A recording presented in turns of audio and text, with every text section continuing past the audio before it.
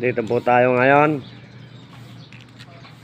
sa Bonifacio Street. Andito po tayo sa harapan ng bahay ng ating kababaryo, kaibigan na si Ate Tetet. Ayan po ang kanyang bahay na napakaganda ng kanilang bakod na pinturado.